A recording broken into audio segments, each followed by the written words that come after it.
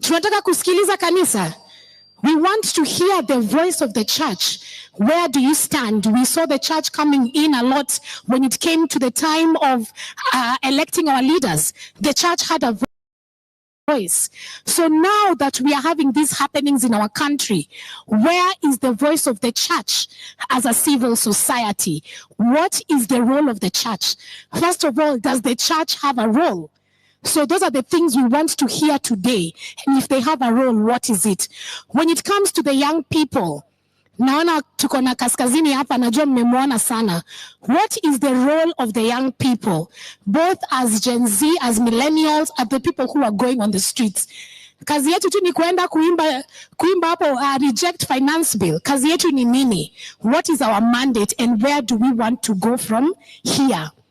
But also, how do we get justice? How do we get justice for what has happened? And how do we move on? I have seen that some people who are saying we cannot look at our future if we have not looked at our now. Kweli si kweli? Kweli si kweli? Kwa hivyo, hayo ndo maswali ambayo tuko hapa kujibu leo. Na vile nilivyosema, it is not about us listening to people giving input. We listen, but it is also about us giving our voice. Citizens Assembly, voice of the people. My voice, voice of the people. My voice, voice of the people. Viva Comrades, viva! Viva Comrades, viva!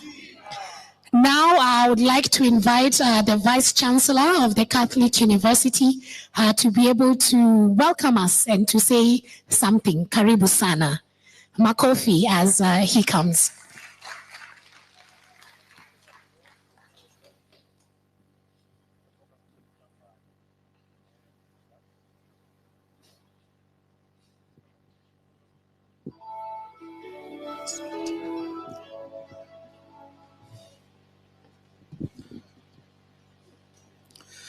Thank you very much for inviting me to say a few things. Ms. Faith Odhiambo, President of the Law Society of Kenya, the representatives from International Commission of Justice, Kenya National Commission on Human Rights, Independent Medical Legal Unit, Amnesty International, Defenders Coalition, all protocols observed. Good morning. It gives me great pleasure to welcome you to the Catholic University of Eastern Africa on behalf of the management, the staff, and the students fraternity, some of them who are here. I wish to welcome you to this institution and to ask you to feel much at home. I am also grateful for your invitation to address the Citizens Assembly. I am in awe and humbled by the Law Society of Kenya for organizing the assembly and grateful to the LSK President, Ms. Faith Odhiambo, for her stand for justice, especially in the wake of recent protests in our country, Kenya.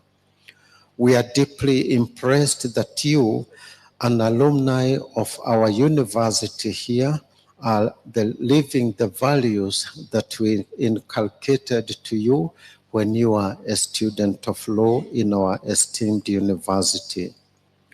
We are forever grateful that you have chosen the Catholic University of Eastern Africa, Pope Paul VI Learning Resource Center, to hold this event. Allow us as a university to take this opportunity to condole with the families that have lost their loved ones during the ongoing protests. Please be assured that CUEA stands for constitutionalism, entrenchment of the rule of law, and justice. We also wish those who have been injured and maimed a quick recovery so that they may join the nation in building a nation of justice and peace. Our commitment to these values is emphasized by the fact that our university hosts the Center for Social Justice and Ethics, where undergraduate and postgraduate programs in justice and peace are offered. We firmly believe in the word of our national anthem that says, "Let justice be our shield." Allow me also to say that the recent events have brought a lot of transformation in our country, and we see a lot of happening and a lot yet to happen in our nation. Let me say that the church has been very much voicing their concerns in these issues. You have seen the statements from various religious leaders from the Kenya Conference of Catholic Bishops condemning what is going on against the citizens, the killings, the abductions, and the lack of constitutionalism in what is happening today. Allow me also to condemn those who have been moving and the goons that have been trying to weaken the voice of our young people by doing what is not right. Last week, I was a victim of the goons. I was coming from Mombasa and reaching Mutito one day. From Mutito one day to Emali, I passed through 7 roadblocks of drunks who were literally smashing the windshields of vehicles. Maybe God protected me. You could not pass there without paying them some money. It was a very serious issue. So I am a first-hand victim of the unlawlessness that is being also funded by part of our citizens or leadership to ensure that the process is disrupted. I also wish to let you know that we pray for you as a church. We also discuss these events with our students. We teach them the values, the constitutionalism at the Catholic University of Eastern Africa, so that they may continue to champion what is good for us. Even our president of the Students' Union is here. He's seated someplace. He can wave at the family that is here this morning. So I wish you well, and may these discussions be candid. Let them articulate the things that the assembly would like to present, and I'm sure that the church is also going to listen and to take them up and to join in the hands to ensure that the right governance, the right practices, the death of corruption is experienced during this time. So again, I wish you a wonderful day. May God bless you. May God protect you. And may God give you the courage that it takes to express yourselves so that the LSK and the other bodies here present might have something that forms the agenda for the transformation of our nation. Again, thank you very much, Madam President and your team. We are very proud that you are our alumni, and thank you very much for championing this just cause. We stand with you as a university, and anytime you need our resources, we'll give them to you. Thank you. God bless you. Asante.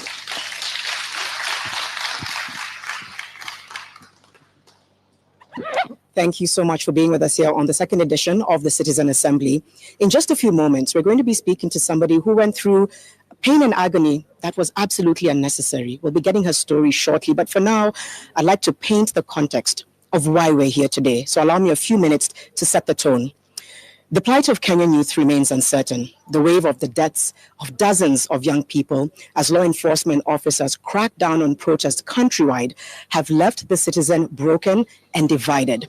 Extrajudicial executions continue unabated. Shooting of unarmed young peaceful protesters is the new norm during youth-led protests. From deaths resulting from torture and police brutality on the streets to enforced disappearances and police abductions, the rule of law has been dealt a major blow by an arbitrary and authoritarian regime that has managed to weaponize the police and officers from the Kenya Defense Forces against its own citizens, eroding any trust that locals had in the security agencies to maintain law and order. Whereas the right to picket remains enshrined in Article 37 of the Kenyan Constitution, there are concerns over how security forces respond to demonstrations led by Gen Z and millennials. News about a section of the opposition politicians going to bed with the ruling coalition has sent mixed reactions in a country polarized along tribe, ethnicity, race, religion, and social class. As national and county leaders spend time on politics, the Kenyan youth feel largely ignored and undermined on issues of public interest and legislation. The Law Society of Kenya President Faith Odhiambo has, on the other hand, waged a steadfast justice quest for the victims of police brutality.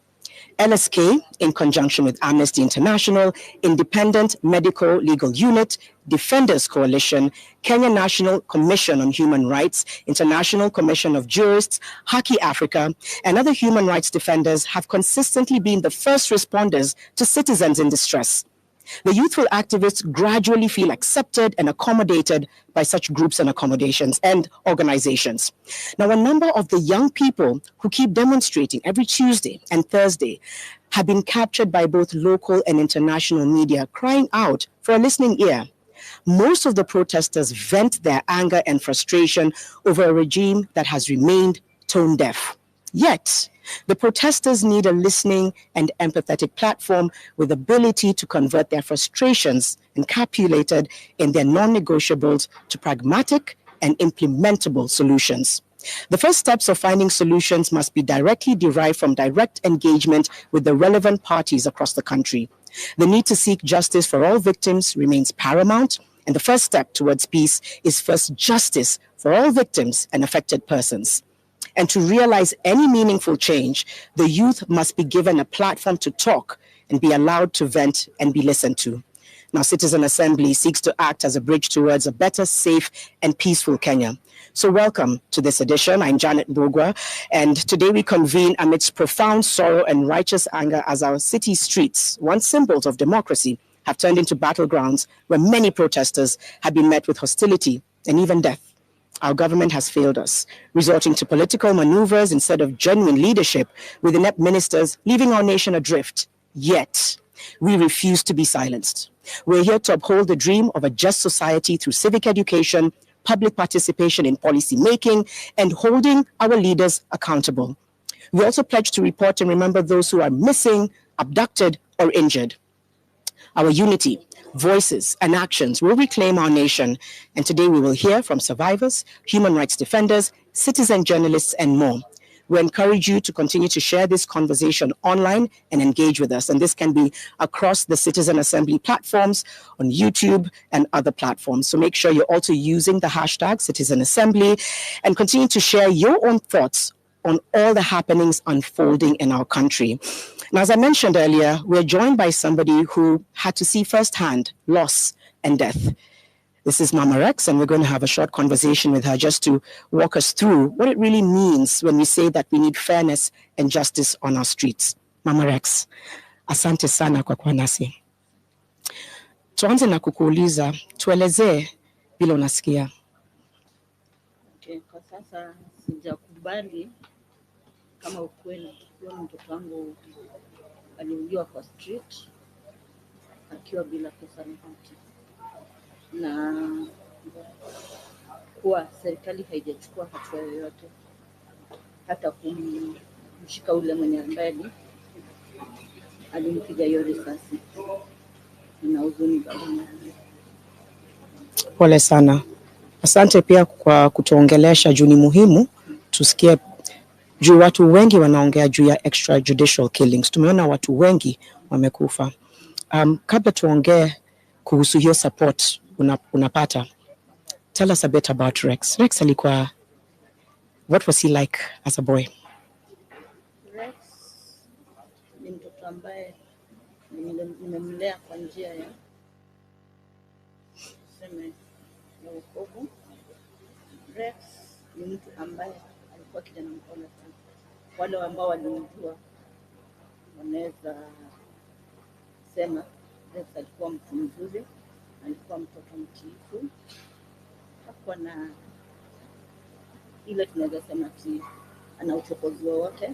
Mtu alikaa na watu vizuri, na hata hiyo jambo imenifanya nikafurahi kwa roho kiasi kwa ile upendo nilionyeshwa na wananchi wakati wa kifo chake. Hakuwahi gombana na mtu yoyote, na angekukosea angekuja straight akwambia, sitaki kukubeba roho, umenikosea hivi na hivi, kuombe msamaha kama ni amekukosea. Sijaisikia jambo mbaya na Rex, na hajaikuwa ati ameshikwa wakati wote ati na mkono wa serikali ati ana makosa yoyote. So hiyo ya risasi ilinishtua sana. Hakudeserve, na hata wenye wote ambao wamekuwa affected ni kitu mbaya sana. Tunakuongelesha juu when ni mom umekuwa part of this movement sana. Hiyo siku Rex alienda kwa maandamano. Tuelezee kama mlikuwa umeongea, na kama mlikuwa umeongea alikuwa amesemaje? Rex hatukuwa tumeongea. Kwa umri wake alikuwa ashatoka kwangu tayari, mtu anajikalisha, ana kazi yake. So tulikuwa tumeongea like 3 days ago. Akatuambia, mama, tunapata, nataka nikuboostie biashara yako, naona uko chini. So alikuwa na ile roho akikuja pale dukani kwangu, mami duka ikai poa, nataka kufanyia kitu atakani kidogo. So hiyo Thursday rafiki yake nilipokea simu ile yake. So nilikuwa tu najua huyu mtoto wangu. Nikamwambia, sema Rex. So nilipokea pale, mom si Rex. Nikamuuliza ni nani? Mom ni George. Ni nini mbaya? Mom ni Rex. Nikamwambia, hapana, hebu niambie kuna nini? Ni mgonjwa? Hapana mom, si mgonjwa. Na mbona sauti yako iko mbaya hivyo? Mom, sijui venye nitaanza kuelezea, but mom si kuzuri. Nikamuuliza kuna shida gani? Rex ameshutiwa town. Nikamuuliza mnafanya nini town? Mom, tulitoka kazini, tunaelekea afya center. So walishuka 680. Sasa ile wanakuja kwa mguu waende afya center. So wakapatana naye maandamano. Ati tulikuwa tumeambiana in kwa kubaya tukutane wapi? Afya center. But wakati tukifika place tukaona watu wanakimbia. Kwanza wakapigwa tear gas. Sasa ile kukimbia wanateremka waende afya center. Wakaachania kwa kama zake kuangalia nyuma, naona Rex analia. Sasa ile anataka kujaribu kurudi nyuma, akapigwa tear gas nyingine. Yeye akakimbia. Obvious hata wewe kani wewe haungerudi. So akakimbia akaenda mbele, but roho yake iko nyuma. Akaenda kajificha mahali. Ona Rex amedimpa amekaa chini. Akajua maybe ameanguka akaumia, ile watu wanakimbia. Akatafuta njia ya kurudi nyuma. Kwa wakati akirudi nyuma, akapata Rex amekuja kabisa. Akamwambia watu walikuwa karibu, tusaidieni, huyu mwenzangu ameumia. Watu walikuwa wanapita tu. So polisi ndio walikuja kama tusaidieni, huyu ameumia. Ile jibu walipokea, mwacha kufe huko. Wacha wao kufe na tunataka wengine. So kuna wasamaria tu wale wema, vijana wetu ujua kaenda. Wakabeba Rex. Wakamfikisha barabara, kuna hiyo hospitali ya Déáths, wakamuingiza hapo ndani. Wale askari wakamfuata hapo kwa mlango ya hospitali, tia gas tena ndani. Sasa madaktari wakafunga mlango, bahati nzuri already walikuwa ndani. So ile kwenda kumpe first aid, akamwambia huyu hayupo, huyu ashaenda. So I think hapo ndio kijana akachukua nini simu kunipigia, akaniambia mama, daktari amepigwa risasi na ametuacha. Nilikuwa na ule mdogo, mimi huwa na pressure.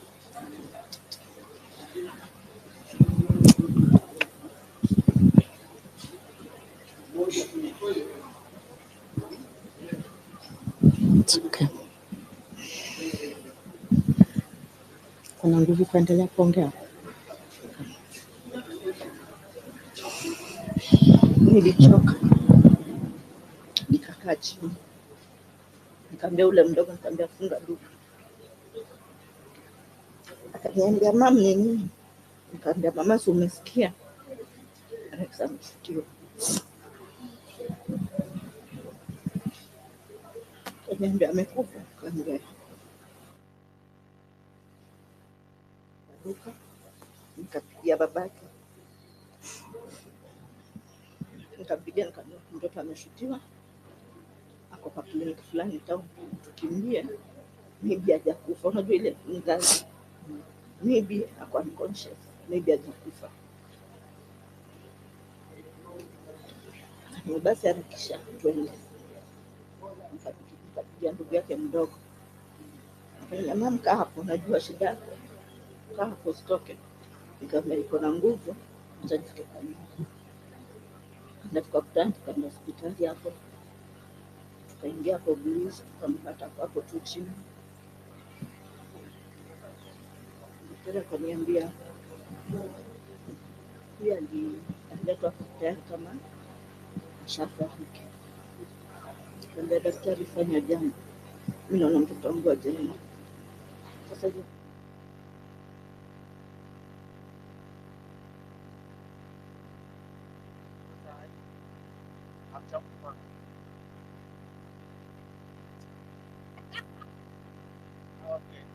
sawa.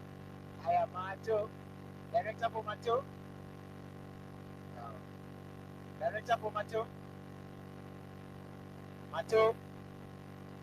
Director hapo macho. Okay. Macho ako na shida. Amoko kwa stage jenga hiyo nini nataka. Effect nataka haipata.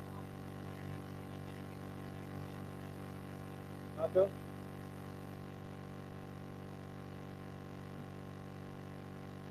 Jenga.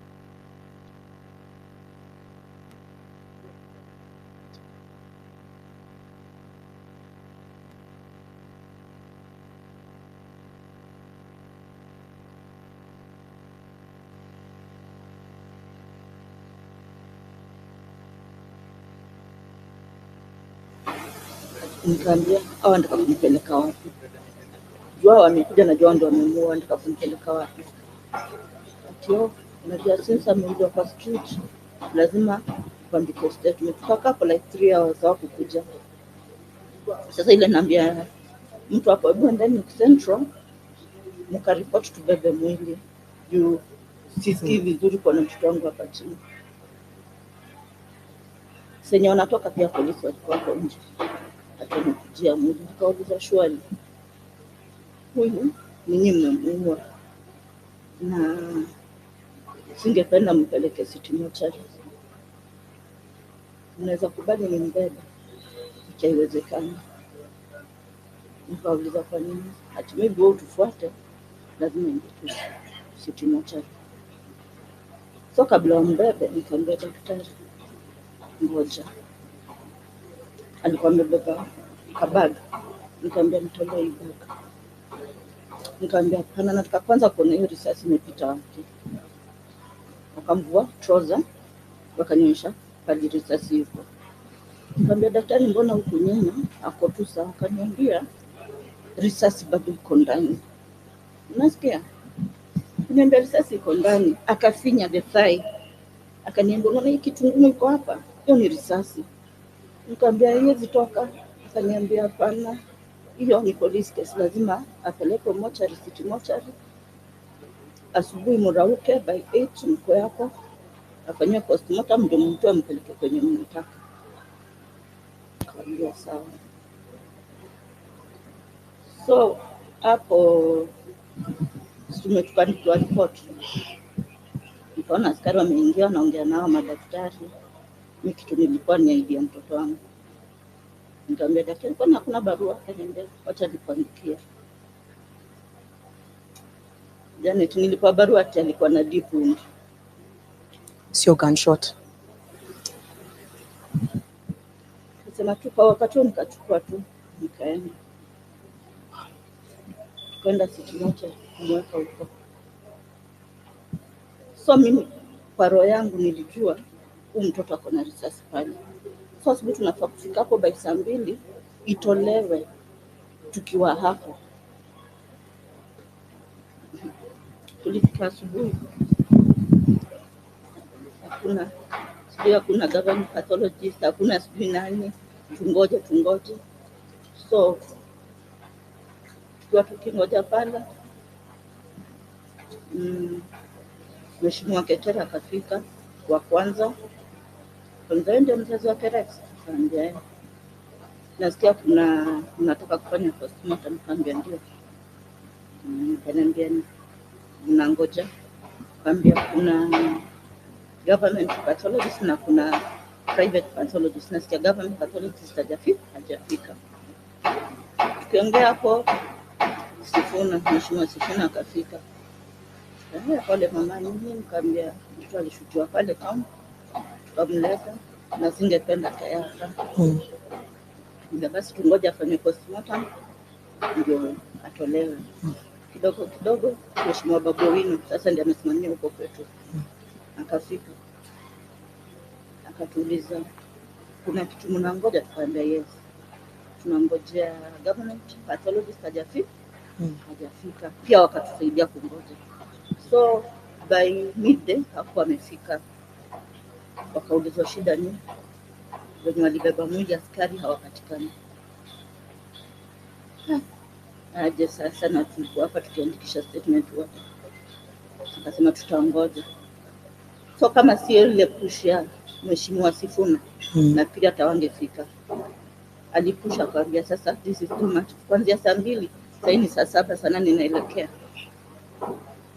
Kidogo tukaambiwa wamefika wamepitia wapi na tulikuwa kwa gate. Mwanzo walikuwa ndani.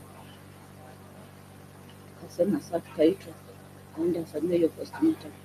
Wala ndio mtoto alikuwa tu hapo kwa hiyo bed yao. Kufika ndani jana itakuwa risasi. Ilitolewa sanga. Tunajua mtu akishutiwa inapita nyuma inatokea mbele. Hiyo ni kaili amka kwa street. Aje na kijana wangu mwenye anamfuata alirudi mpaka hiyo spot alishutiwa. Akaokota miwani zake na wallet yake hapo. Tukamwambia na kwani yule daktari wa visa alikuwa mjinga. Akafinya mpaka tuko na kitu sharp imejichora. Akatuambia hiyo hamkuona kitu, maybe hiyo ni blood clot. Nikamwambia Mungu ashaenda. Nikafanya hizo mashughuli zao. Tukatoa mtoto. Tukisaidia na usaidizi wa mshtakiwa. Tukampeleka Lifino. Ndipo tufike Lifino, Mheshimiwa Vinyandeti akasema yeye ndiye akasimamia hiyo bidii ya Lifino. Nikamwambia asante mama, tunashukuru. Watu walianza kusupport. hapo. Tukifika Lifino ukweli tulipata. Tukaongea 2-3. From there akatuambia anything inapatikana hapa msiwe na shida ni nini. Bili zote za hapa ni nini. Kupeleka mwili nyumbani ni nini, kila kitu. Na ilikuwa hivyo mpaka hakuna mtu complain. Kuna Babowino na Mandeti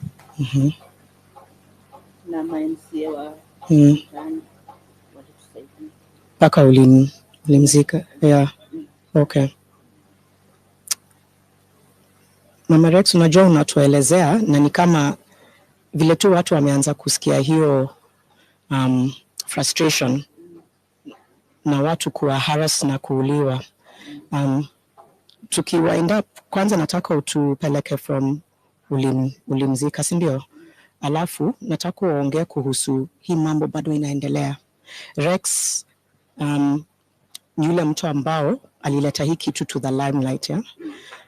But I think tuelezee what needs to happen, Mama Rex. Unataka kuambia vijana nini juu watu bado wanaendelea kwenda kwa streets kuprotest, wanasumbuliwa, wanauliwa. Ungependa kuambia vijana nini na serikali nini? Okay. Kulingana na kifo cha Rex, maybe alileta mwanga. Wale maybe mno walikuwa shauliwa na wenye hawakujulikana.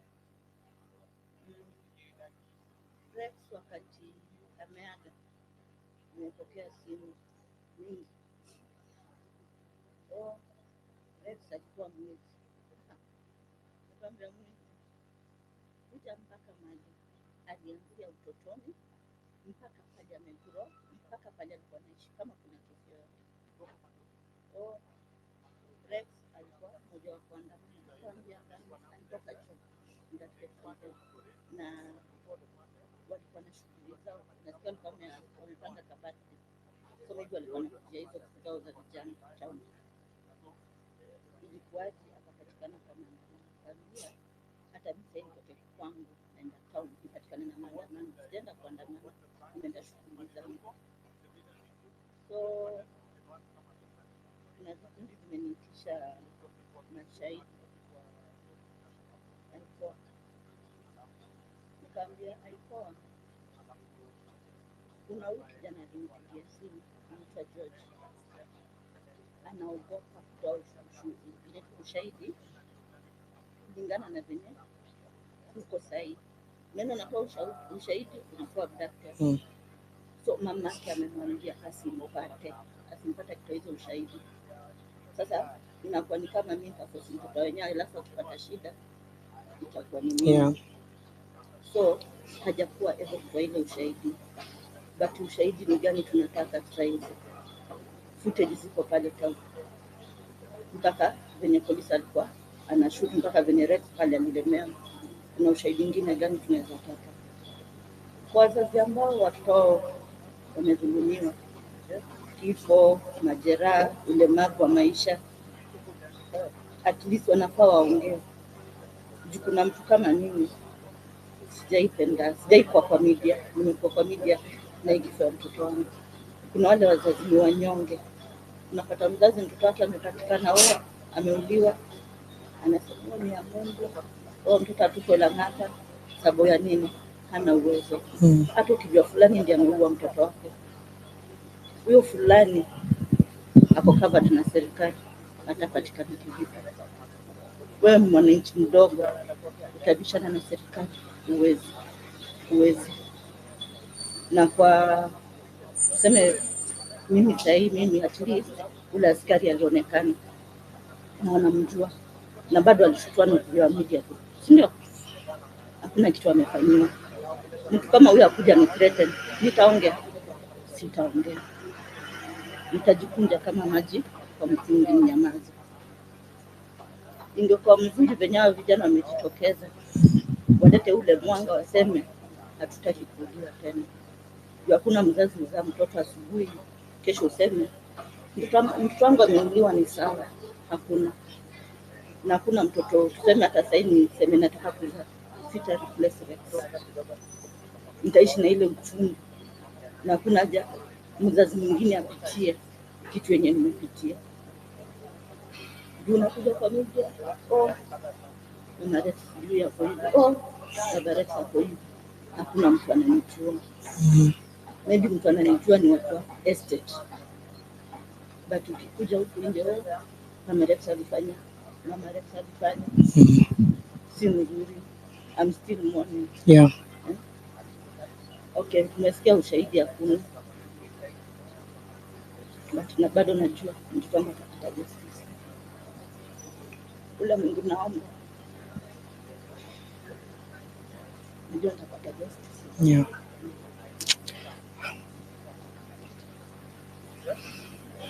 Nivo. Asante Mama Rex. Na pole sana. Pole sana. Asante kwa kutuelezea. Tutaendelea tu kucarry hiyo legacy ya Rex. And just like you said, we need justice for Rex and for so many others. Yeah. Yeah. For now, we honor your son. Asante sana kwa kutuongelesha. Tunaomba utapata consolation, uendelee kuheal. Asante sana Mama Rex. Tunashukuru sana. I think it's hard to process this lived reality that so many people are going through. Mama Rex has been brave enough to share her her lived reality, her lived truth. And when we talk about the extrajudicial killings, when we talk about abductions and harassment, it's not just data. There are people behind these issues, and there's still a huge list of injustices that continue to happen. And so we are going to focus on that a little bit today, and perhaps continuing to do that throughout the remainder of these conversations that we'll continue to have. Where is the justice, and where does the push for justice begin? We're continuing here at Citizen Assembly.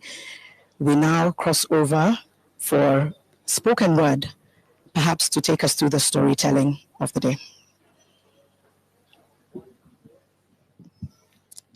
Yajeni wase, ninge request kidogo tusimame tu dakika moja kwa victims wote.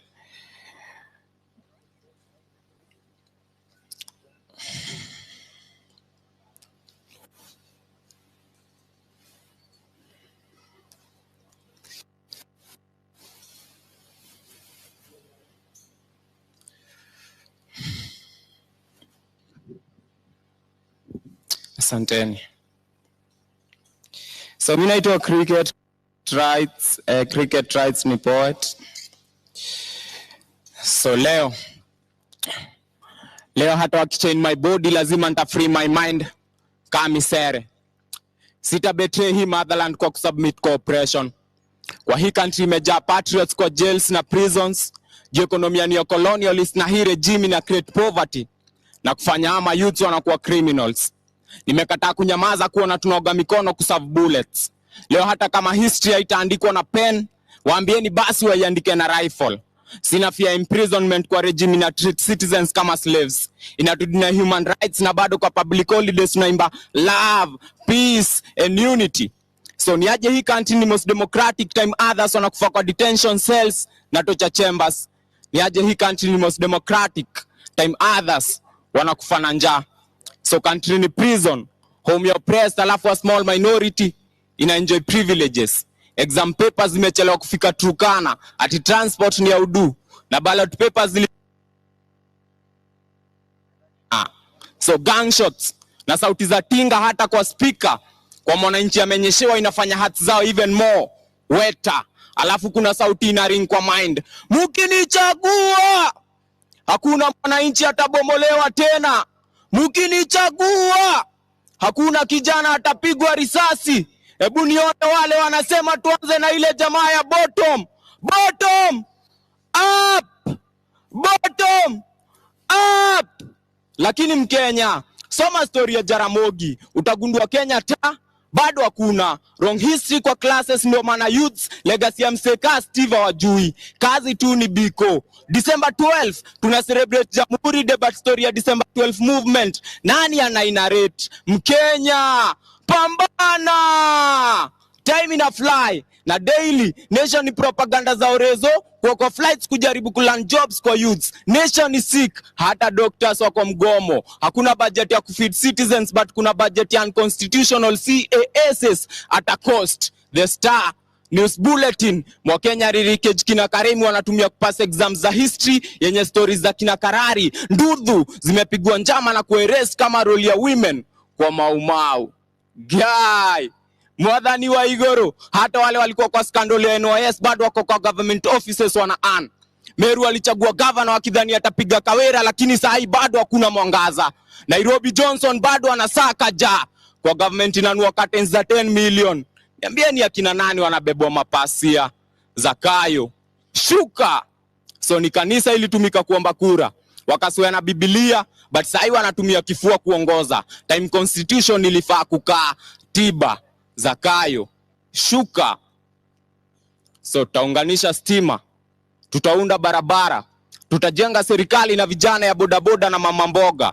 So akaka slogan ikagasha goa goa. Mr. President, ni route O gani unatupeleka? Kusema education ni free na vile books ni expensive, ni ku-exercise our minds. Kusema education ni free na jana kuna mtu yalisare shule juu alikosa uniform, ni ku-exercise our minds. So wewe unafilaje? Unafilaje sasa zenye uwezo wako wanakuongoza national anthem na tujenge taifa, alafu Korogosho kwa jenga Mathare wanabomolewa? So wewe unafilaje sasa zenye uwezo wako wanakuongoza national anthem na tujenge taifa, alafu Korogosho Mukuru kwa jenga wanabomolewa? So policies walitaipa alafu zikasainiwa na ball pen, na hapo ndio tulichezwa. Koti wakapiga perfume na expectaji wataheshimu court order. 21st century bado gava inatumia unga kubeb nation kuvote. Mkulima wa kahawa anagolos after sales juu wa kutoa chai. So nani haoni Kenya taa? Bado hakuna. Nani atatikileta article constitution vifiti? All sovereign power, all sovereign power, all sovereign power. The people ni set flani ya rulers of protect wealth kwao. Sunday wamekram Apostles Creed, alafu Monday Greed inawa drive na testimonies za vile 7 days without prayer inawafanya weak. Wao hujasikia kiongozi wa Wanga alikuwa na bongo na bado alikuwa deceived na sweets. Mambo leo still ni ukoloni. Believe me, hata Mugabe angekuwa Kenyan hangetaka anyone amuite roba ama ni roba. So tunaishi na country where the president anapenda the youth but most strategic jobs anapea the old, na kwa hiyo mood still awari country yenye ina constitution. Kama ni leadership nachagua humanity kwa leader wangu, juu kama leadership ni school degrees na certificates, basi hadi zile karatasi za Waititu zilikuwa true.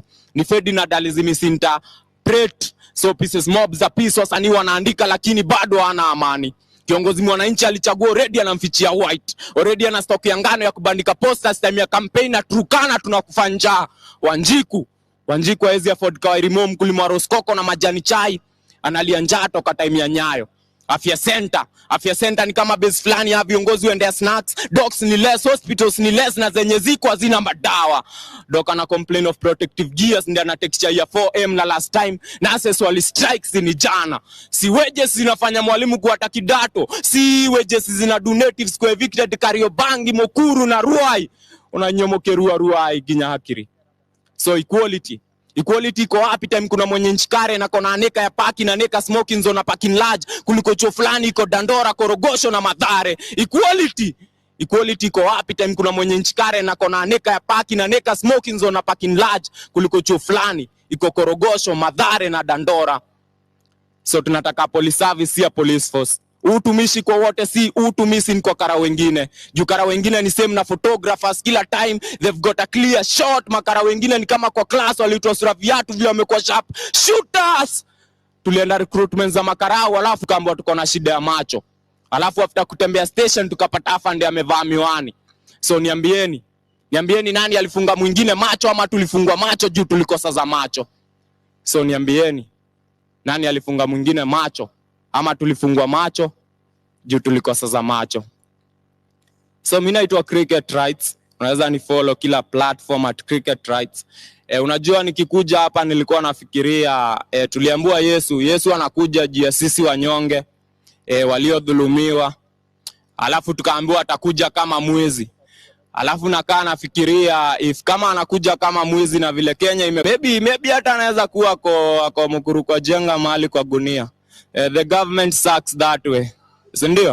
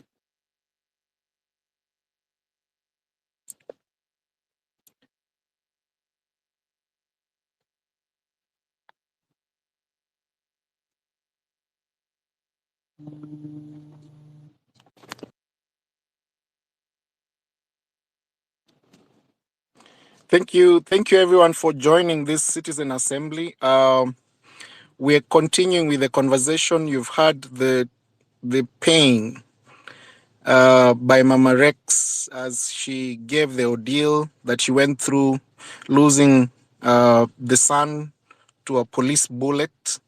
And I think this is a critical conversation that we need to have as a country, whether we need to have more people die while exercising their rights to picket, to assemble, to peacefully demonstrate, and to exercise that which the Constitution of Kenya 2010 gave them.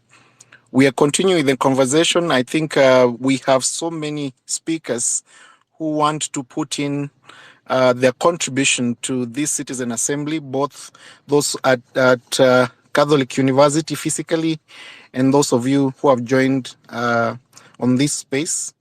Let's continue the conversation. I will invite a few interventions even as we continue the conversation. Tracy Owiti, can you hear me? You have the microphone? Yes, I can hear you. Kindly proceed. Oh, thank you so much. It's quite unfortunate to hear Mama Rex's mother go through that. It's painful. This is coming from a mother's point of view. It's painful to lose your son in such a manner. And the fact that the police are not even confident enough to leave the bullet in Rex, they have to steal it in a bid to seal the evidence. It's such a shame to the police officers who did that. And I hope and pray that justice may prevail for Rex and all the other victims of police brutality. Now, I had a few questions for you, for the lawyers in the House. Earlier on, you said that you guys are only going to represent people who have been charged with picketing. But then I think the police sort of realized that, and then now they're charging people with robbery, and even though they were picketing. So I don't know how you guys are handling that. Do you guys trust what the police are telling you? I mean, the charge sheet, because the charge sheets are reading robbery, while in real sense they were picked from the streets while picketing. And another question I had for you guys was there's been this discussion about the odious debt. At what point do we invoke the doctrine, and who is in charge of that? I mean, who can help with that? Thank you.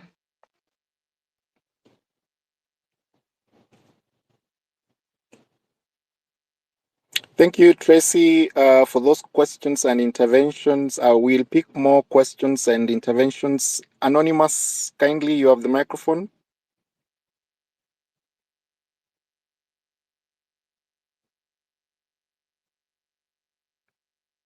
Anonymous, if you can hear me, kindly, you have the floor.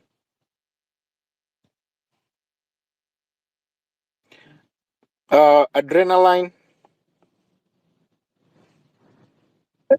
Yes, good morning, Kenya. And first of all, I want to render my condolences to Mama Rex and everyone who has lost their loved ones during this period. It is absolutely heartbreaking to hear the account of what Mama Rex has gone through. And I just hope that we are going to come up with something that will help us to end this brutality. And my question goes to the lawyers here, and I don't know whether we have a legal framework where we can go to the courts and the High Court can be able to admonish this police service to stop, first of all, coming with cars which they have hidden the number plates. Number two, can the court be able to pronounce themselves and admonish the police service from sending people who are covered in their faces. Yesterday, when they were picking Shad, who even right now no one knows where he is, these guys, they don't even have badges to identify themselves. So you don't even know whether it's the police, the police who are arresting you, or it's goons who are going to go and kill you. And in Pipeline the other day, we saw clearly a white person holding an assault rifle, shooting at people, covering his face. And this is someone who is not even a Kenyan, because you can see this is not a Kenyan. And I'm just asking the lawyers here, is it possible that we go to the High Court or the Supreme Court or wherever, where we need the courts, the judicial system to come out very strongly and condemn these acts and put a stop to the police from doing these things? Because right now we are mourning 6 people that we know, but we know very well that the police have killed more people in this country. And if we do not stop this right now, from what is happening, from them picking people one by one, this is going to continue happening, and we don't even know where this ends. The other day when Paul Okimani was arrested, I was there, and being someone who has a very small following, we were huddling behind him like he's Achilles, because we knew if something happens, he's going to make noise. And you saw when he was arrested what happened. Everyone was up in arms. But we have so many people who have been arrested, but because they don't have a name and a big name here, no one knows where they are. So I'm just asking you guys, the lawyers here, what can we do? And personally, if we saw what happened with Hanifa, we were able to contribute. We can come together and contribute money so that this can be done to stop the police from harming any more people. Thank you. Thank you, Adrenaline. I want to take you back to the Citizen Assembly at Catholic University shortly. We'll be able to respond to some of the questions that have been raised after the next panel discussion. Perhaps if you can hold on to those legal questions, I hand over the microphone to Faith Odhiambo, Madam President, if you can proceed.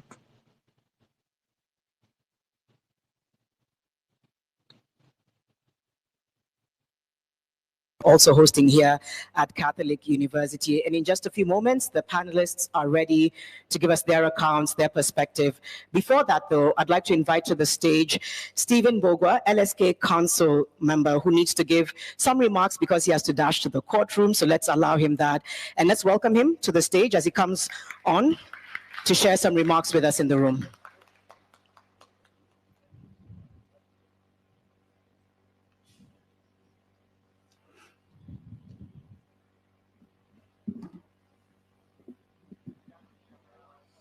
Good morning. Oh, sorry. Let me just hold the mic. Good morning, everybody. Good morning. Is it loud enough? Let's make sure we can hear him. Try again. 1, 2, 1, 2. Are we good? Yes, please proceed. Yes, we can hear you. Thank you very much. Good morning, comrades. Good morning. My name is Stephen Bogwa Wanjiro.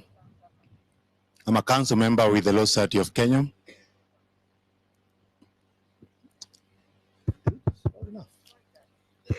Yes, we can hear you. You can go ahead. Okay, thank you.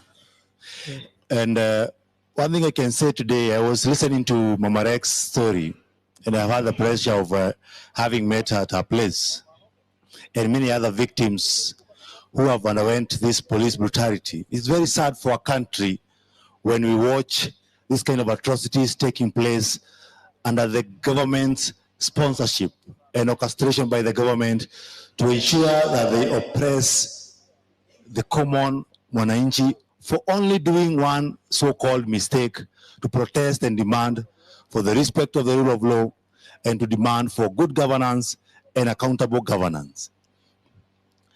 And for the last 1 month, where we have participated actively in this issue of protest and trying to provide legal support to most of the protesters across the country, I can tell you for a fact that the police force, let me use the word force, do not care, in essence, the respect of the rule of law or the respect of human rights when it comes to the persons who have been arrested. And yesterday I witnessed some of the police officers even being so brutal and using so much force on some of the peaceful protesters who are not using any form of violence towards them.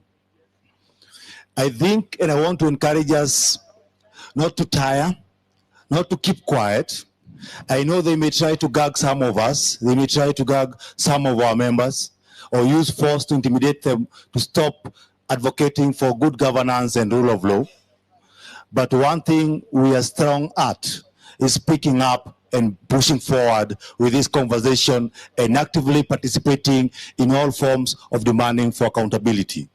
So as we continue to have this citizen assembly, let us remember in the back of our minds that the main reason why we started this course is to change our country to become better. And we are not doing that just for ourselves. We are doing that even for our parents, for the older generation, and for even our children that are going to come after us. Because we all desire a better Kenya, and we're all looking forward to have a better place we call home. So with all those few remarks, I want to welcome you once again and have a beautiful, beautiful day as we converse and discuss issues affecting our country. God bless you, and God bless Kenya. Thank you. Thank you very much, Stephen Bogwa, LSK Council member, for sharing those remarks and reiterating why we're here today, which is really to talk about this escalation of violence in the wake of protests that are largely and really led peacefully. I have my panelists with me, and I could introduce them, but I think I'd like them to do that themselves. Some are familiar faces, and some are, emerging as the people who are going to usher us into a new era. So I'll start here, just very briefly, your name and what you do, to the end before we begin the conversation. Yes. Viva, comrades, viva. Viva. My name is Sefu Sani. I am an artivist. So I am a revolutionary artist and an activist. Great. Good morning. Morning. Aye. Comrades power. Comrades Ria. Comrades Akchu. Comrades Ziggy Zaga. Awesome. My name is Cathal Makore, and I went to the Technical University of Kenya. I studied finance. I'm 26 years old, and I'm a music performer, but the government has called me a treasonous criminal, and I'm currently on the streets demanding for better governance, accountability, and an end to corruption. Asanteni. Thank you. Okay, good morning, everyone. Good morning. My name is Elizabeth Wangoyo Wanjeri. I am an advocate. I am also the LSK Coast representative, and I practice in Mombasa. Good to be here with you all. Good morning, everyone. Good morning. My name is Irene Otto. I'm a council member, and I represent Nairobi, and I'm glad to be here. Thank you.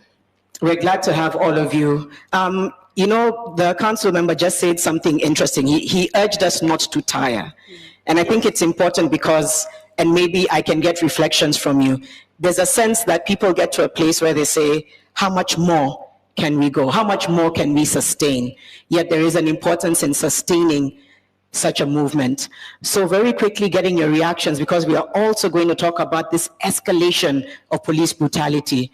But starting with you, why can we not afford to tire? We cannot afford to tire because we have come out to fight for our rights. When the young people on 18th of June went to the streets of Nairobi, they were going out to not only fight about the finance bill, but there were deeper issues that were being addressed. Issues of socio-economic rights of the people.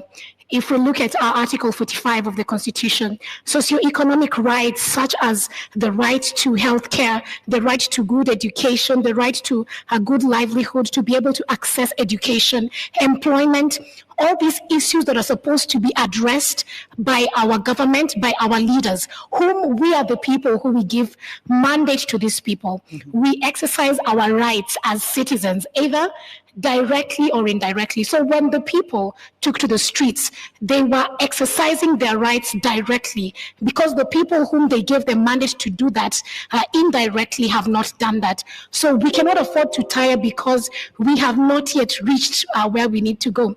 The Mau Mau fought for our country. They came out to fight against colonial injustices. And this is the reason why we were able to get our independence as Kenya. If the Mau Mau would have tired and said, oh no, it is too bad, we have so many people who have died, we have so many people who have been named, today we would not have the country of Kenya that we have. And so we have seen the Mau Mau in different places. We have seen Frelimo in Mozambique.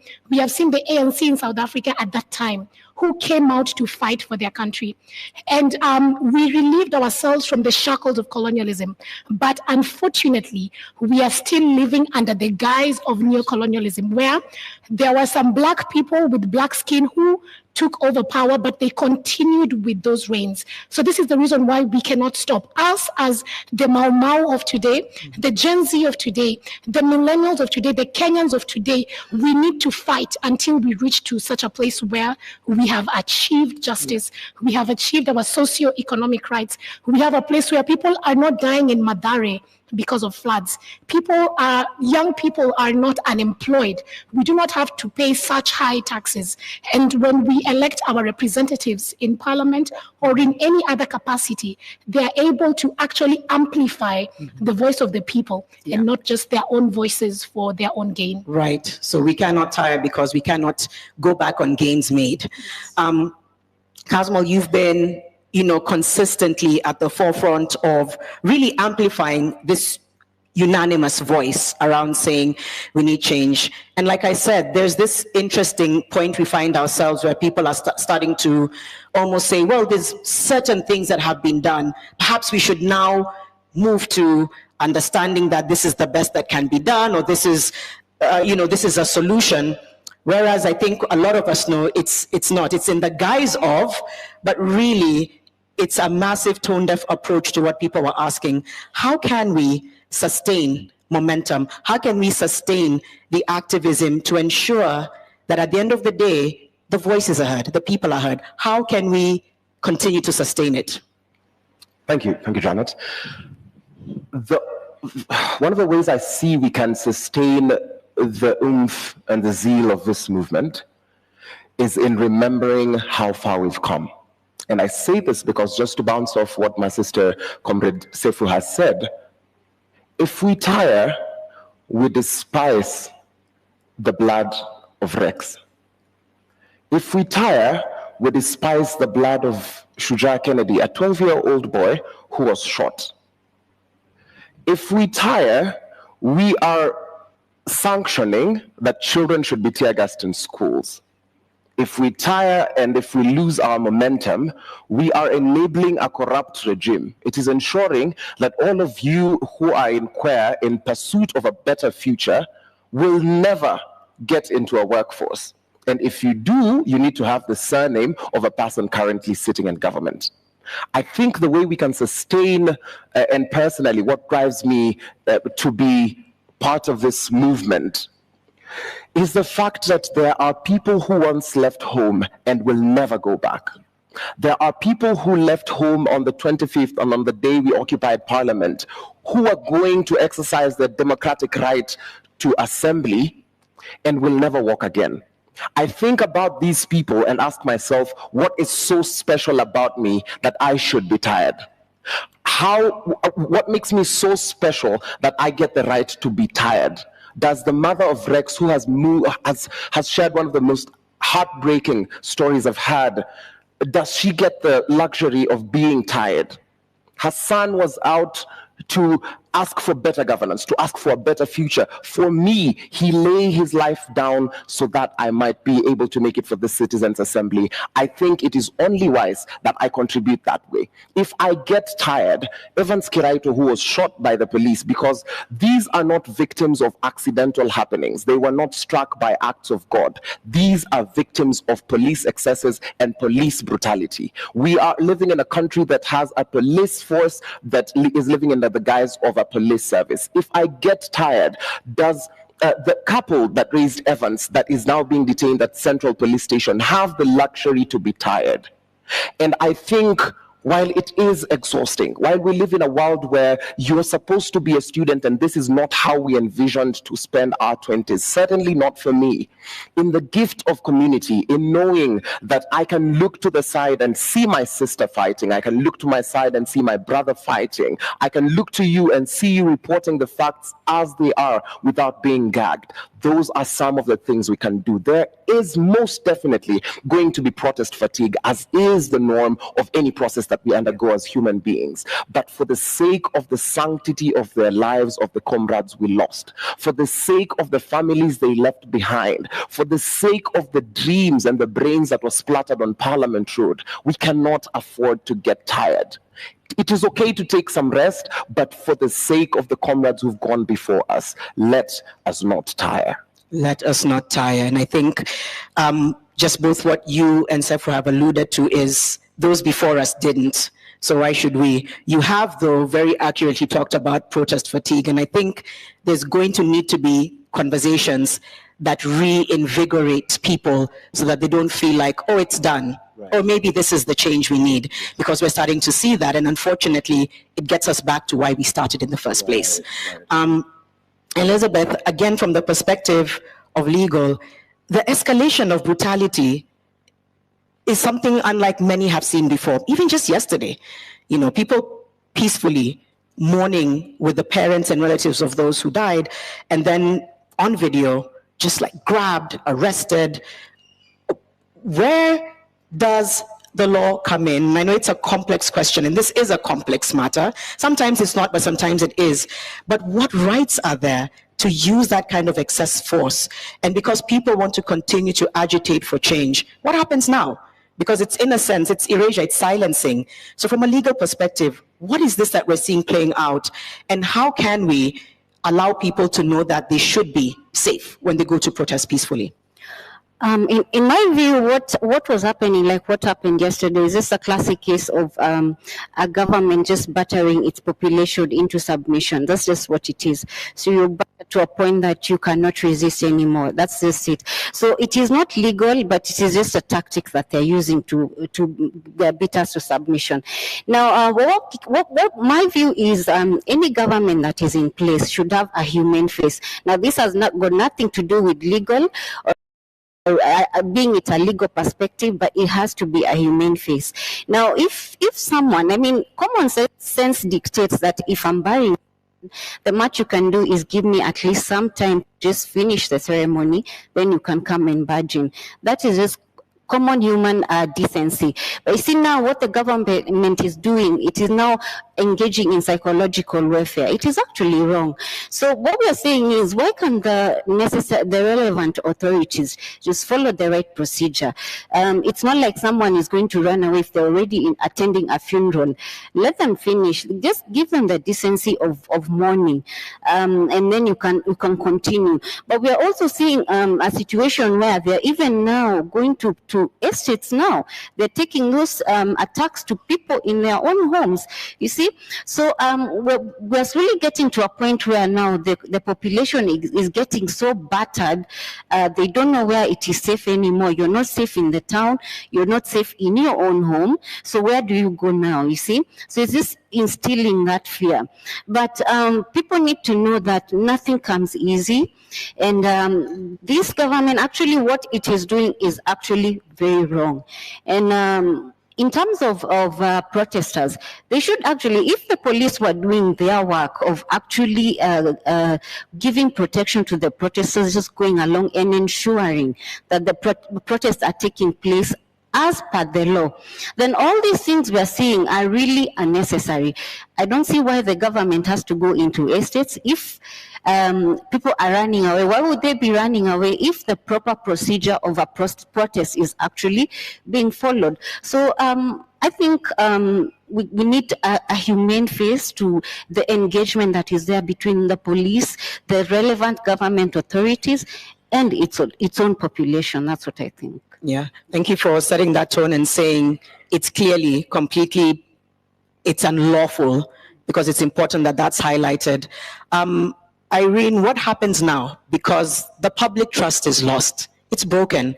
People are now looking at so many enemies are rising, right? You know, you had first those who in the beginning forced people to go on the streets, and then those who are taking lives by force. How can you speak to people being able to, I don't know, I know trust again is a strange question to ask, but where can people take that trust that was broken? What can they do to motivate themselves to keep going out there to push for the change that they want? First, let me go back to what Wanjiri had said. I think, personally, the Utu in Utumishi, kwa wote, is no longer there. And that's why they keep being brutal every time. Because why would you go and beat somebody who was just walking? Personally, I experienced police brutality. I was among the first casualties on the 18th because they hit me with a canister. At the police station, you know, when you're at the police station, you think you're at the safest place, that nobody would actually come and attack you there. And that's where they hit me. And for a moment, I couldn't walk. Like, it was so painful. And I was wondering, now, what am I supposed to do? And they keep throwing their tear gas to people. Imagine we are at the station, and we are advocates. So I thought to myself, if this is something they can do to lawyers, how about other people, the common wananchi, who doesn't even know, has not even read about their rights? Because we're advocates, we know our rights, we can sing them to you, but they act this way with us. So how about other people? That's what I thought about every time I was there until I was taken to the hospital for treatment. Now, in order to gain trust, I think we need to see bodies like IPOA working. That is how to gain public trust, because they're the ones who are charged with the oversight role. They're the ones who are supposed to come after these policemen. Have they started doing that? Based on the report that we saw, I think a week ago, personally, I feel that is very inadequate. They have not even started doing the work. So how are we going to be able to trust them if they don't even do their mandates? And not to water down the sentiments of the IPOA lady who was here last time. I must have forgotten her name, I'm sorry. But people were not impressed with the kind of answers she was giving that day. It looked as though she was being evasive. She was not answering the questions. We want to know, what are you doing about it? What steps have you started taking about on these matters that are being reported? You cannot tell me that you cannot find the bullet that shot Rex, and that's why you can't do anything. Who is supposed to find the bullets? Who is supposed to do the what is it called when the examination? Is it us? Are we the ones supposed to bring the evidence? That's their job. So once they start doing their job, then the public will automatically give them the trust, yes. Once they start doing their job. Yes. I'll come round for a second and final round of questions. And you know, you've all spoken from your perspective. You're also in different fields, but it's a very shared narrative. And the thing that I've also been trying to ask myself is, what happens next? Where do we go from here? Because I feel like it's just one of those moments in history when you wake up and you don't really know what's going to come tomorrow. But we have a chance here to rewrite history. And I often feel like sometimes Kenyans have been, somebody once said, Kenya is like Africa for beginners. Yeah. And the way they describe it is that perhaps there's been so many difficult moments, and it's not devaluing what we've gone through. We have been on the brink of many unfortunate moments, you know, whether it was 2007, whether it was going all the way back to Mau Mau, whether it was COVID, whether it was the floods. There's been so many moments, and yet it's a month in, and people feel like, oh, maybe there's a solution on the periphery. Personally, I find that worrying, but I also get that maybe we've internalized that normalcy of where somebody says you're used to the crumbs you get, right? So we do need to continue the conversation, but how do we move this forward? You can answer from maybe from a personal perspective, from your space and your industry. How do you think we move forward today? Yesterday, there was really violent arrests. The intimidation, as Elizabeth has said, has been It's escalating in a really dangerous way. It's silencing, and there's a submission that's been enforced. So what happens next? I want to just give an analogy for those of us who went to school and preschool or lived in any of the neighborhoods. There are some people, whenever we are growing up, that are always bullies. So when you find the narrative of a bully, it is always someone who they will come and look down on you. Maybe they think that they're the prettiest group of people in school, or they're the richest people in school, or they're the brightest people in school. So they always come, and there's this child who is always being bullied. And until that time that this child or this person stands up to any of these people, it never changes. So maybe people go through that cycle of bullying, and those people, it's either you're part of them or you keep avoiding them. And I'm sure for most of us, we've gone through such a situation. So it only takes one person who you're so backed at a corner. At some point when someone backs you at a corner, the only thing you can do is push out. When you reach rock bottom, there is nowhere else to go. So you can go down and go down and go down, but the moment you reach rock bottom, Janet, there is nowhere else to go but up. And I think this is where we are at as Kenyans at the moment. We are at a point where we are so pressed at a wall, so we are fighting back with all that we have. And the only thing we need to do is look at this monster that is harming us. We need to look at it and to address it and to confront it. This is the only way that we are going to win. So I don't think that people really are fatigued. It is just that people are being threatened. People are being someone is submitting you into silence. So, and we are being pushed to a wall, to such a place that now we are going to get to push back.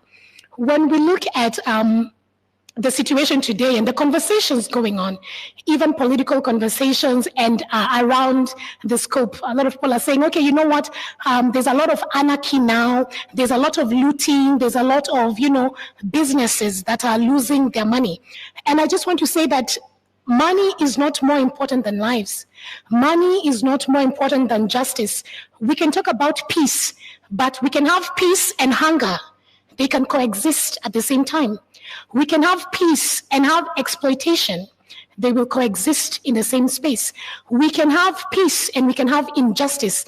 So having peace is not a prelude to having justice.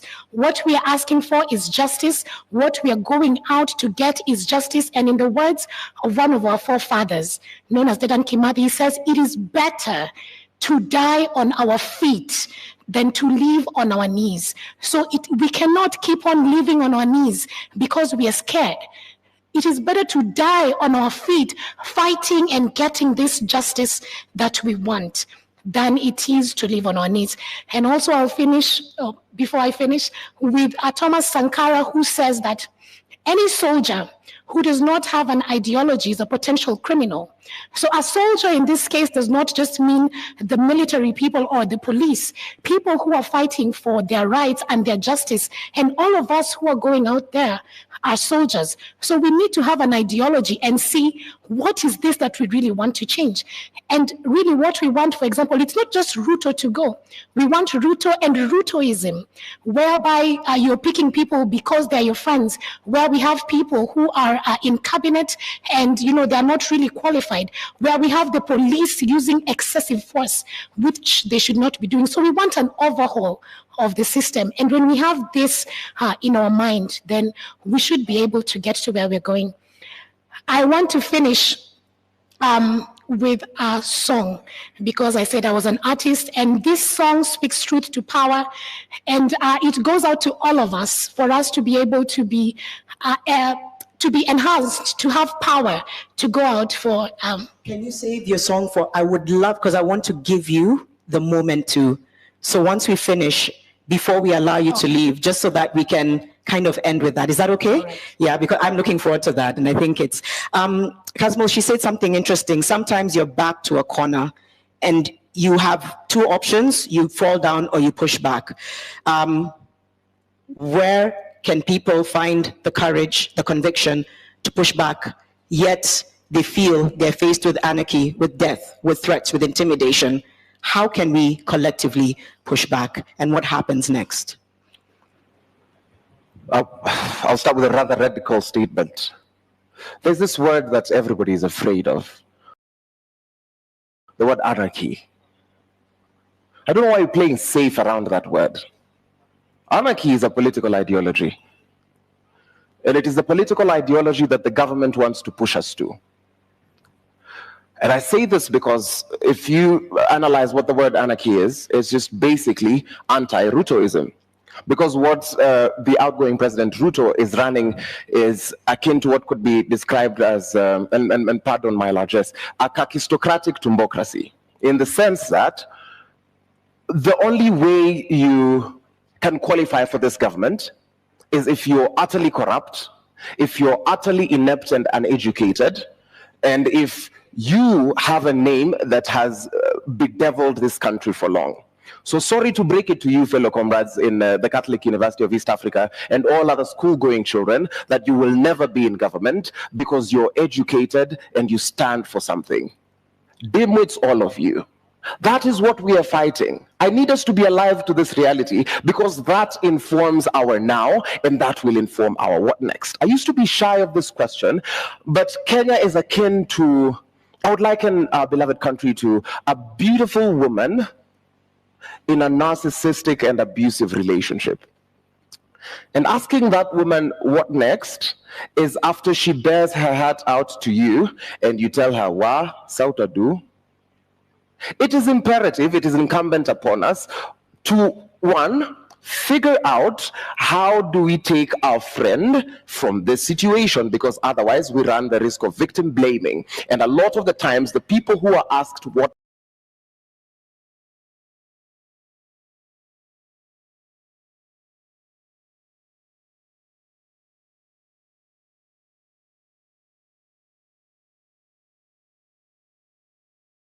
Kitambo, it used to be signatures. Nowadays, the more lucrative thing in my analysis is the blood of young men. Not even for rituals or anything, because you guys are not that important. I need to remind you, when you're walking around, don't you dare think that you're a human being. You're nothing in this country as a young person. We despise you and we hate you. And that is why when there are police excesses and we go on the streets, we are told, tone down. Between you and a headless chicken, I see no difference. This is how we push back. It is in the remembrance of the cruelty that this regime has meted upon us.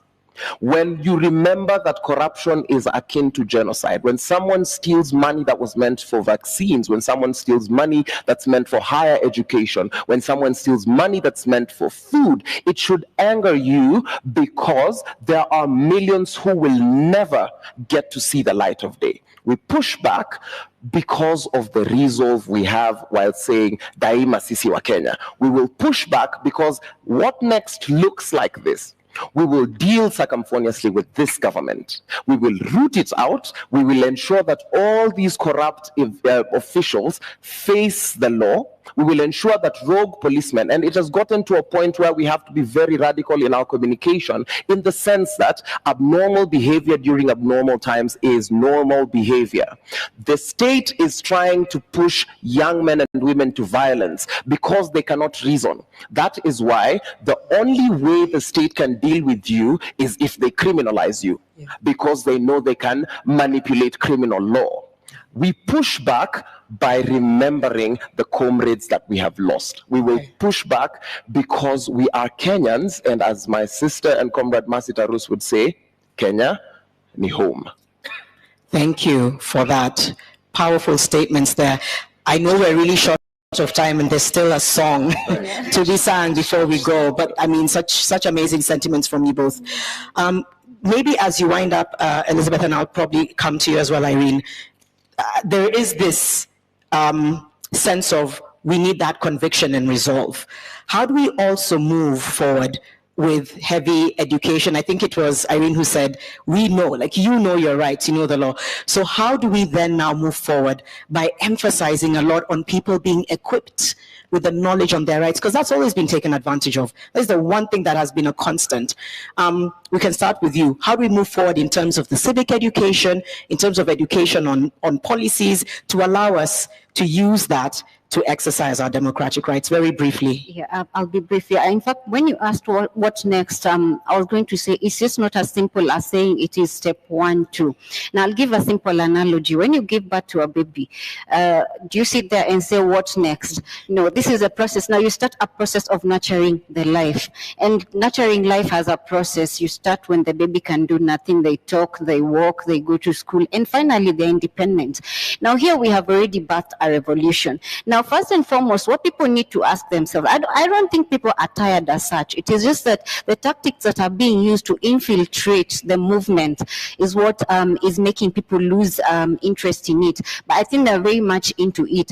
But number one is we need to constantly remind ourselves, why did it begin in the first place? Now, when you tell yourself that, and then you come to answer your question, have you achieved what got you there in the first place? If the answer is no, then definitely you have to continue. And my view is, we are fighting for the soul of this country. We are fighting for our future, and we cannot afford to relent. They want us to relent so that they can continue with these shenanigans they're up to. So we need to remind ourselves, number one, why did we begin? And then number two, we need to do civic education. Now, I'll give you an example. You can see these border people who are being, okay, not all of them. There are people who are infiltrating as borders, other goons.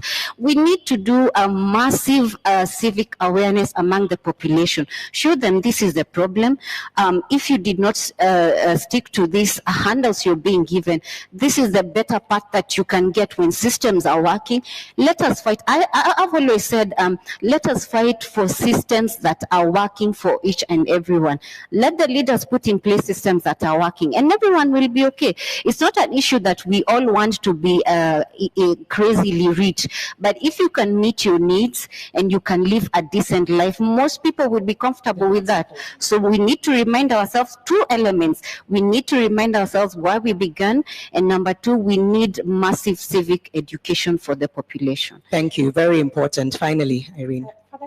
My sister Anjali has said, I believe that as LSK, we have been doing this and we continue doing it, creating awareness, educating the masses.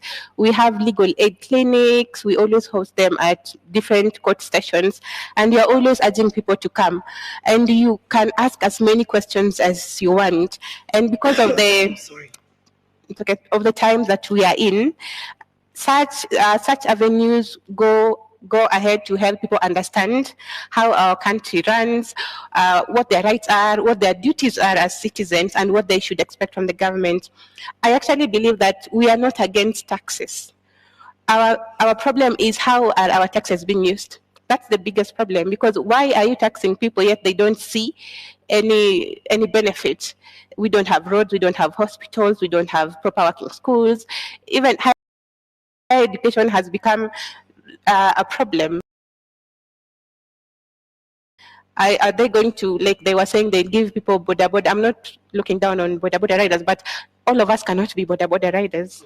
You see, so we need to have systems that work, and we need to have the NGOs and the civil society organizations partner up and hold this. We used to hold the legal awareness clinics. We used to go to the people. Even if you go to a market, you find so many people to educate, so many people to tell about their rights, and people are always willing.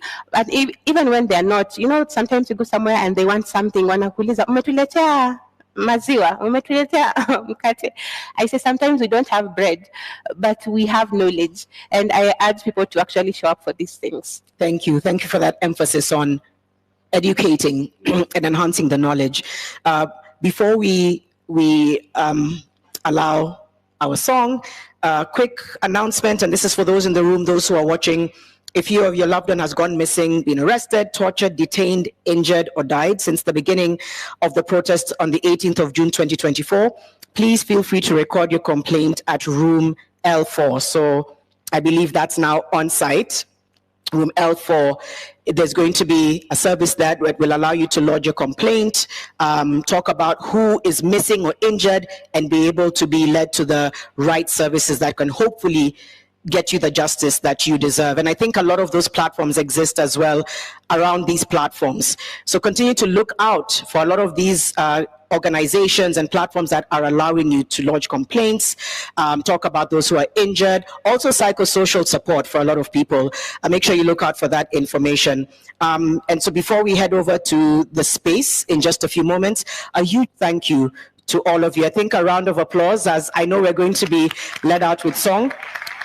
Thank you for the emphasis on resolve. Thank you for the emphasis on civic education. And thank you for the emphasis on knowing that it starts with us, you know, and that we can move that change. And so, please, over to you. Kupigwa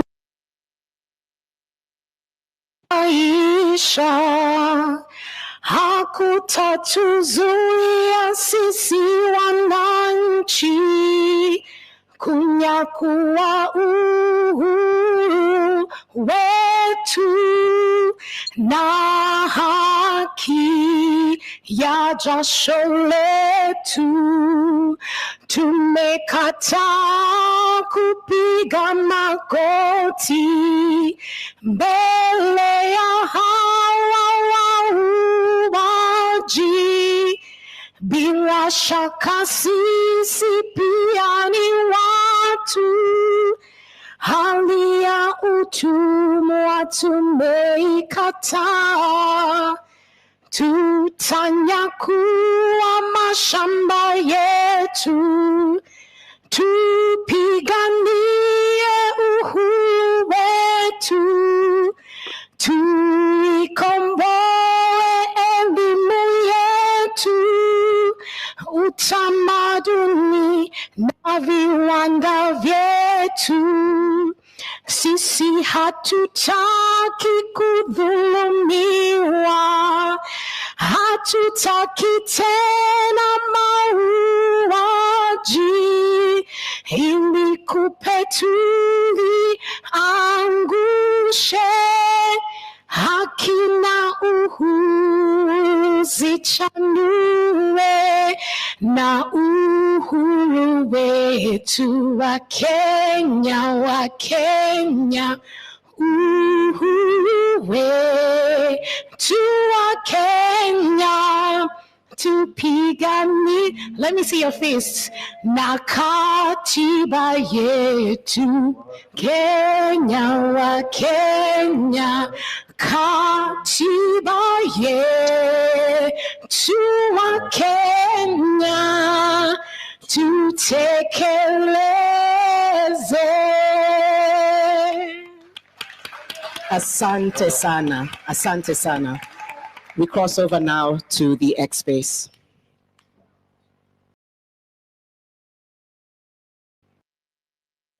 Thank you so much, Janet Mbugua, and the panelists, Council Member Otto, Council Member Wanjeri, Kasmu, panelists to come to the stage. There are several questions that